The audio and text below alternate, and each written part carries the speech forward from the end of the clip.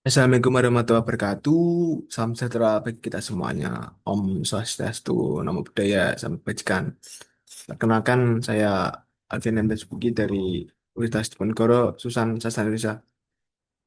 Eh, saya hadir untuk berbagi mengenai tema memperkuat kolaborasi satu kesehatan untuk memerangi resistensi antimikroba untuk perawatan manusia, hewan, dan informasi berkelanjutan. Baik sebelumnya, video kali ini saya hadirkan dalam rangka lomba video nasional tahun 2025 yang diselenggarakan oleh Fakultas Kedokteran dan Kedokteran Hewan Universitas Sunda. Untuk tema saya kali ini, saya pilih mengenai peran farmasi dalam pelayanan obat dan edukasi masyarakat untuk mengurangi resistensi antimikroba. Yang selanjutnya tentang peran farmasi. Peran farmasi tidak hanya untuk mendistribusikan obat, tapi untuk memastikan bahwa setiap obat digunakan secara tepat, aman, dan bermanfaat bagi masyarakat.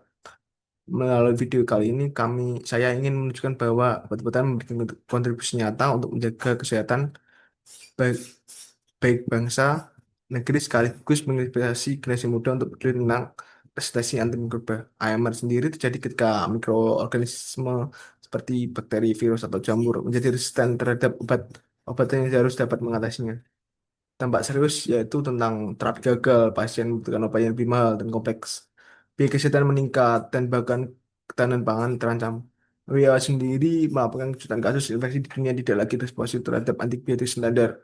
Dan pada tahun 2050, AMR diperkirakan akan menyebabkan jutaan kematian setiap tahun.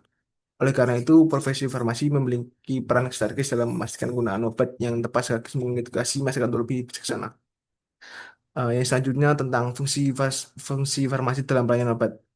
Fungsi farmasi dalam apoteker sendiri tidak hanya bertugas melayani pasien di apotek, tapi juga berperan sebagai pendidik masyarakat. Mereka aktif juga memberikan penyuluhan di sekolah, kampus, dan desa dengan bahasa yang sederhana sehingga masyarakat memahami bahaya resistensi antimikroba. Di era digital kali ini, edukasi semakin marak melalui kampanye kesehatan di media sosial. Fungsi farmasi juga berjalan bersama dengan profesi lain. Dalam pendekatan health, dokter fokus pada diagnosis dan terapi. Dokter hewan juga menguasai penggunaan antibiotik pada ternak. Sementara apoteker sendiri memastikan obat digunakan dengan tepat dan aman. Kolaborasi lintas disiplin ini memperkuat sistem kesehatan, melindungi manusia, hewan, dan lingkungan dari ancaman resesi antimikroba kali ini. Sehingga membangun ketahanan kesehatan nasional. Untuk selanjutnya tentang tantangan dan solusinya. Pada peran apotek kali ini menghadapi tantangan yang tidak ringan. Kesadaran masyarakat akan bahaya resistensi masih rendah, sehingga banyak yang berpikir antibiotik dapat digunakan untuk semua penyakit.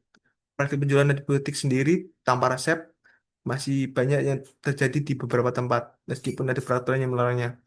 Selain itu juga terbatasnya jumlah tenaga farmasi di daerah terpencil seperti seperti desa atau daerah yang belum terjangkau, sehingga membuat pendidikan tidak merata. Tantangan lainnya adalah kurangnya akses informasi yang mudah dipahami oleh masyarakat umum, baik di kota maupun di desa. Banyak orang yang masih bingung tentang perbedaan antara obat antibiotik dan obat biasa.